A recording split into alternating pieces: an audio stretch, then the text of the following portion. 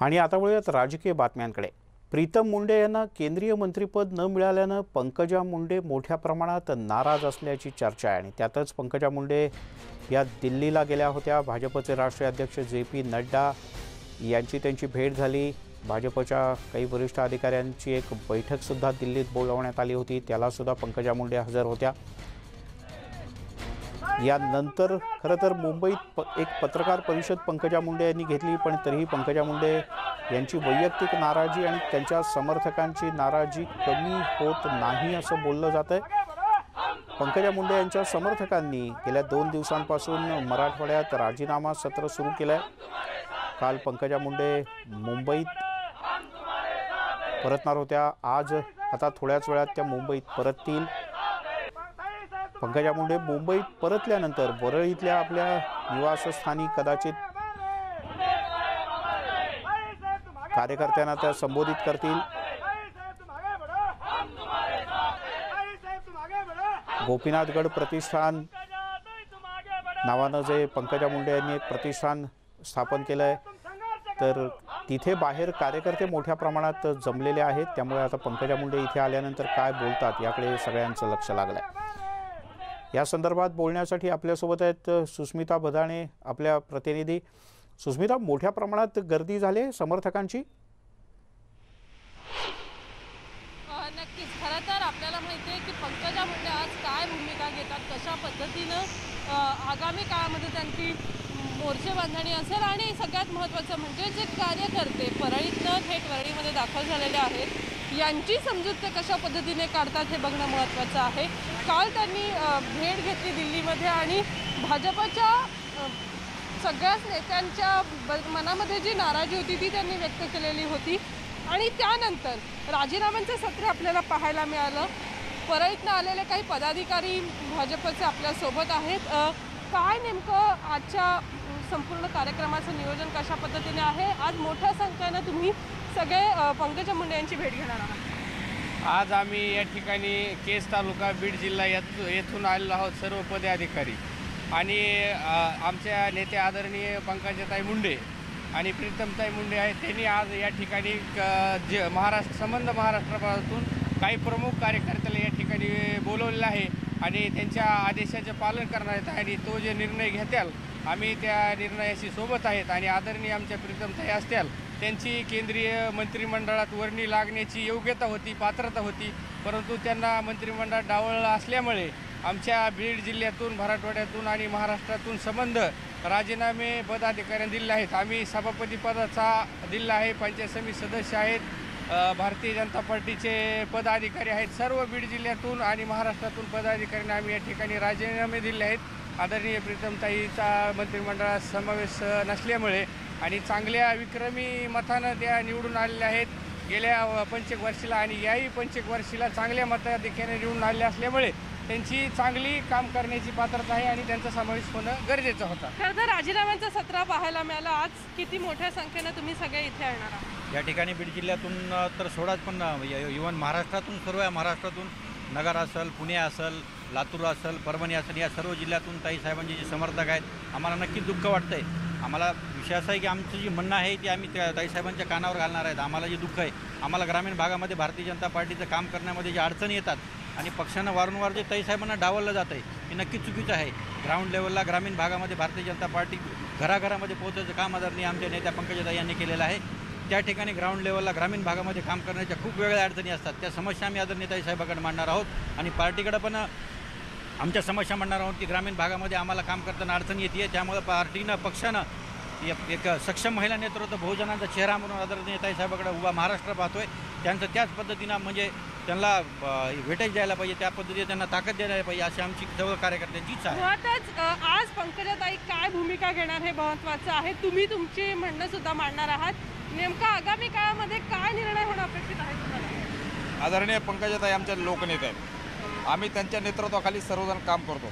आमच्या नेतृत्वाला सोबत काम करत असताना ताईसाहेबाला ताकद भेटणं, ताईसाहेबाच्या राजकारणामध्ये त्यांना ताकद देणं ही भारतीय जनता पार्टीची आवश्यकता ते देत नाहीत असं आम्हाला वाटतं आहे, आम्हाला ही खंत आहे। पण आमची सगळ्यात महत्त्वाचा विषय की आम्ही विरोधी पक्षासोबत लढत असताना जिल्ह्यामध्ये असे इतके खालच्या पातळीवर जाऊन विरोधी पक्ष आम्हाला त्रास देत असताना आम्ही त्यांच्यासोबत लढतो. विरोधी पक्षाची आमची एवढी लढाई चालू असताना आमच्या नेतृत्वाला जर ताकद दिली तर आम्ही भारतीय जनता पार्टी जिल्ह्यामध्ये काम करू शकतो. नंतर ही बाकीचे जे पार्टीचे तिन्ही एकत्र येऊन हे आम्हाला यांनी जाणीवपूर्वक पक्षामध्ये काम करत असताना ही विरोधकासोबत लढायचं टाकून आम्हाला आपसात लढण्याची वेळ ही भारतीय जनता पार्टीने आणू नये. आणि त्यामुळे आम्ही ताईसाहेब 2 निर्णय घेतील त्या ताईसाहेबाच्या निर्णयासोबत आम्ही आहोत आणि आमच्या नेतृत्व पंकजाताई त्यांना ताकद द्यावी हीच आमची. मुळातच आज ही चर्चा सुद्धा होणार आहे, बैठकीचं स्वरूप आहे. त्या दिल्लीत काय नेमका निर्णय घेऊन येणार हे महत्त्वाचं आहे. कार्यकर्त्यांमध्ये मोठ्या प्रमाणात नाराजी आहे का? हो, नाराजी आहे कार्यकर्त्यांमधनं.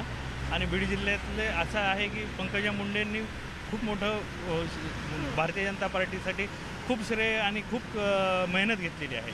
त्यामुळं की पंकजाताई असतील, प्रीतमताई असतील की ह्यांना पक्षातनं म्हणजे आम्ही पक्षविरोधी काही कारवाई असं काही हे नाही. आमचं म्हणणं आहे की पक्षातनं त्यांना ताकद द्यावी आणि आम्ही फक्त त्यांना एक सपोर्ट म्हणून आज मुंबईत दाखल झालेलो आहे. नक्कीच सर, आपण बघतो मिलिंदजी की सगळ्याच वरळीतले असतील, वरळीमध्ये जे त्यांचे कार्यकर्ते आहेत ते परळीत दाखल होत आहेत. त्याच्यामुळे एकूणच जी नाराजी कार्यकर्त्यांमध्ये आहे, ज्या महत्त्वाच्या मागण्या कार्यकर्त्यांनी मांडल्या आहेत त्या बघणं आणि त्याच्यावरती पंकजा मुंडे काय निर्णय घेतात हे आज खरं तर स्पष्ट होणार आहे. बरं, सुस्मिता तू राहाच आपल्यासोबत. प्रणाली कापसे आपल्या प्रतिनिधी वरळीतनं जोडल्या गेल्या आहेत आपल्यासोबत पंकजाताईंच्या घरापासून.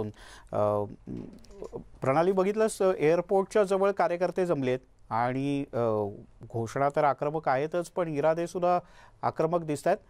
वरळीत जे कार्यकर्ते जमलेत त्यांचं काय म्हणणं आहे? आपण या कार्यकर्त्यांकडूनच जाणून घेणार आहोत. आपण पाहतो की वरळीचं जे गोपीनाथ मुंडे प्रतिष्ठानचं जे संपर्क कार्यालय त्याच्या बाहेर असा मंडप टाकण्यात आलेला आहे. महाराष्ट्राच्या कानाकोपऱ्यातून वेगवेगळ्या भागातून पंकजा मुंडे यांचे समर्थक या ठिकाणी आलेले आहेत. पंकजा मुंडे यांचा जर प्रभाव हा फक्त मराठवाड्यापुरता असं जर कोणाला वाटत असेल तर तसं नाही. कारण अगदी विदर्भापासून ते आंध्र प्रदेश, मध्य प्रदेशमधून सुद्धा लोक आलेले. विदर्भातून एक जण आले, त्यांच्याकडून कुठल्या भागातून आलेलं काय म्हणणं आहे? मी सिंदखेड राजाहून आलेलो गजानन मुंडे. मी भारतीय युवा मोर्चाचा विधानसभा संपर्क प्रमुख होतो. मी माझ्या पदाचा राजीनामा दिलेला आहे पहिल्या दिवशी आणि विदर्भातून म्हणजे एकमेव मला तरी वाटतं आपलाच असेल. तुम्ही सांगा काय म्हणणं आहे तुमचं? कुठून? मी भगवानगड पासून आलेलो आहे. माझं म्हणणं एकच आहे, भाजप हा पक्ष गोपीनाथ मुंडेचा आहे आणि त्याच्यानंतर पंकजाताईचा आहे. ओबीसीवर अन्याय होऊ नये. ताई जो निर्णय घेतील तो आम्हाला मान्य आहे व ताईने योग्य निर्णय घ्यावा एवढी आमची ताईला विनंती आहे. तुम्ही कुठून आला? मी हिंगोलीवरून आलेलो आहे. मी भाजपा ओबीसी युवाचा जिल्हाध्यक्ष आहे लखन गोरे. या ताईचा निर्णय ऐकण्यासाठी या ठिकाणी आलेलो आहोत. तुमच्या माध्यमातून आम्ही या ठिकाणी सर्वांना एक विनंती करणार आहोत मुंबईच्या पोलीस प्रशासनाला की ज्या ठिकाणी आमचे कार्यकर्ते या ठिकाणी येत आहेत जर त्यांना अडवण्याचा जर तुम्ही प्रयत्न केला तर अख्ख्या महाराष्ट्रावर उद्रेक होईल ताई समर्थकांचा, हे तुम्ही लक्षात घ्यावं. त्यांना थांबवलं जात आहे? त्याला थांबवलं जात आहे अशी आमच्याकडे माहिती आलेली आहे. कृपया त्यांना गाड्या त्यांच्या अडवल्या जात आहेत. कुठतरी कार्यकर्त्यांनी या ठिकाणी येऊ द्यायचं नसेल असं जर कुणाच्या मनात असेल तर उद्रेक होईल महाराष्ट्रात, हे त्यांनी लक्षात घ्यावा.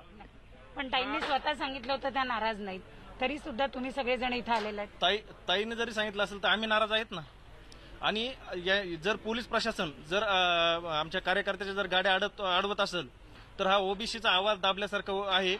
कृपया त्यांना एक कळकळीची विनंती करतो आम्ही की ओबीसीचा आवाज दाबण्याचा प्रयत्न करू नका आणि जितका आवाज दाबता तुम्ही तितका महाराष्ट्र पेटून उठेल याची 100% आम्ही. काय अपेक्षा आहे ताई, काय बोलतील? हा भाजप पक्ष जो आहे तर आदरणीय स्वर्गीय लोकनेते गोपीनाथ मुंडे साहेबांनी तळागाळात वाड्या वस्त्यावर पोहोचण्याचं काम कुणी जर केलं असेल तर महाराष्ट्रात एकमेव नेते म्हणजे स्वर्गीय आमचे गोपीनाथरावजे मुंडे साहेब आहे. ताई काय निर्णय घेतील अशी अपेक्षा आहे तुम्हाला? ताई जो निर्णय घेतील तो आम्ही. ताई आमच्या माता आहेत, आम्ही त्यांचे लेकरं आहोत.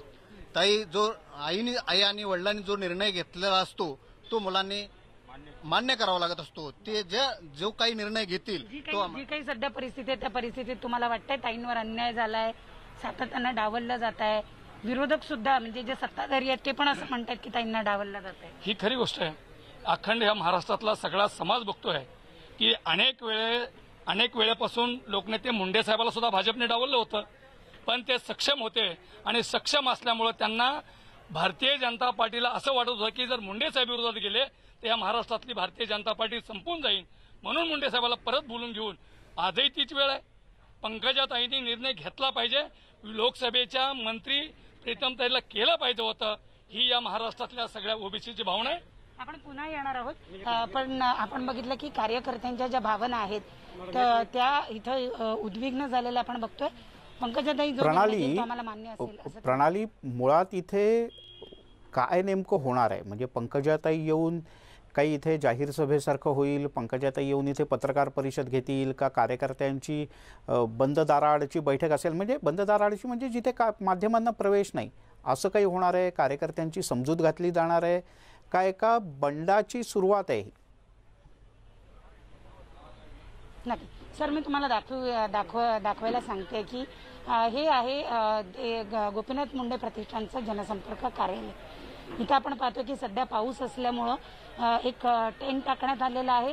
चारी बाजूने तो बंदिस्त करण्यात आलेला आहे. मगाशी ज्या पद्धतीने इथं घोषणा झाली त्यानुसार टप्प्याटप्प्यांना हे जे सगळे पदाधिकारी आले या पदाधिकाऱ्यांना पंकजा मुंडे जे ते प्रत्यक्ष भेटणार आहे. चर्चा अशी सुद्धा आहे किंवा बोललं असं सुद्धा जातं की जो डायस आहे त्या डायसवरनं त्या सगळे जे इथे लोक आलेले आहेत त्यांचे जे समर्थक आलेले आहेत त्यांना त्या मार्गदर्शन करतील. पत्रकार परिषद होण्याची शक्यता थोडीशी कमी आहे. जे काही बोलायचं आहे त्या पंकजाताई एकट्याच मंचावरनं बोलतील अशी माहिती मिळते आहे. त्यामुळे पत्रकार परिषद होणार नाही. अजून काही लोकांना त्यांना विचारूया, तुम्हाला काय वाटतं? मी बीड जिल्ह्यातील भारतीय जनता पार्टी धारूर मंडळाचा तालुका अध्यक्ष आहे. मी माझ्या पदाचा राजीनामा सन्माननीय आमच्या नेत्या पंकजाताई मुंडे साहेब यांच्या समर्थनार्थ राजीनामा दिलेला आहे आणि खरोखरच प्रीतमताईवर मंत्रिमंडळात घ्यावं असं तमाम बीड जिल्ह्याचंच नाही तर मराठवाड्याचंच नाही तर महाराष्ट्राचं सुद्धा भारतीय जनता पार्टीवर जे प्रेम करतात त्यांचं सर्वांचं म्हणणं होतं. परंतु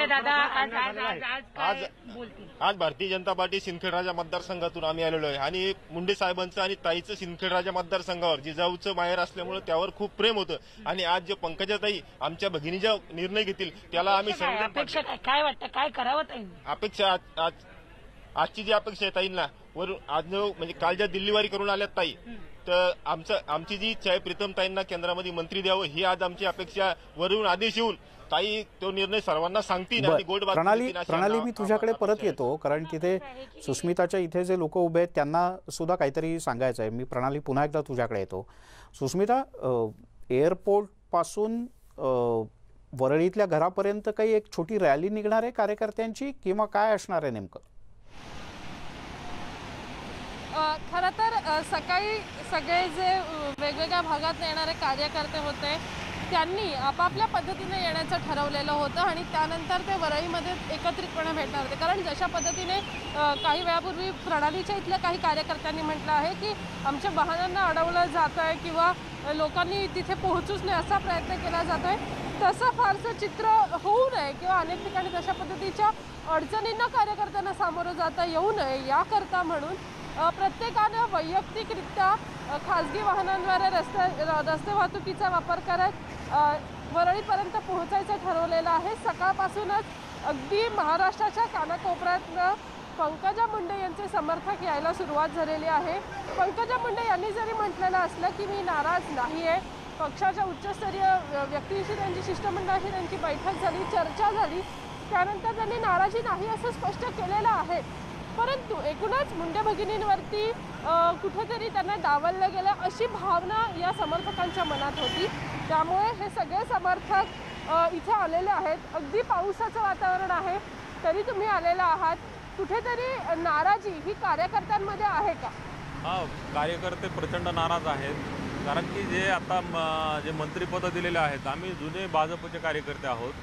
मग भाजपचे जे नवीन जे आलेत त्यांना पदं मिळत आहेत आणि इतकं लोकनेत्यांना मिळत नाही आहेत आणि याचा फायदा येणाऱ्या प्रत्येक निवडणुकीत पार्टीला होणारच आहे. प्रीतमताईंना जर मंत्रिपद दिलं असतं तर जनसामान्यांना न्याय मिळाला असता, पण ते काही होताना दिसत नाही. एकूण आपण जर बघितलं तर आज कानाकोपऱ्यातनं लोक येतात, म्हणजे फक्त परळीतनं नाही तर महाराष्ट्राच्या कानाकोपऱ्यातनं लोक येतात.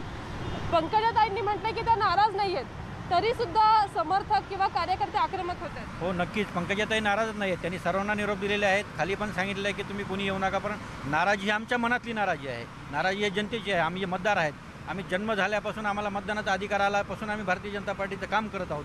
पण आमच्या नेत्याला जर कुठे डावलण्याचा प्रयत्न केला असेल तर नक्कीच आम्हाला त्याची खंत वाटते, आम्हाला त्याचं दुःख वाटतं. यासाठी आम्ही आमचं म्हणणं मांडण्यासाठी आदरणीय ताईसाहेबाकडे आलेलो आहोत. आम्हाला बर सुस्मिता, आपलं म्हणणं मांडण्यासाठी जरी पंकजा सुस्मिता, मी पुन्हा एकदा तुझ्याकडे येतो, कारण मुंबईत वेगवेगळ्या ठिकाणून कार्यकर्ते येत आहेत. ते जसे वरळीला येत आहेत तसे काही कार्यकर्ते थेट एअरपोर्टलाही जात आहेत आणि काही जणांच्या असंही डोक्यात आहे की एअरपोर्टला त्यांचं मोठं स्वागत करावं, जसं वरळीत मोठं स्वागत होणार आहे गोपीनाथ मुंडे प्रतिष्ठानच्या इथे, गोपीनाथ गड प्रतिष्ठानच्या इथे. त्याप्रमाणे प्रणाली कापसेसुद्धा आपल्यासोबत आहे. एक छोटासा ब्रेक घेऊयात, लगेचच परत येतोय. पाहत राहा न्यूज 18 लोकमतवर. पुन्हा एकदा परळी ते वरळी.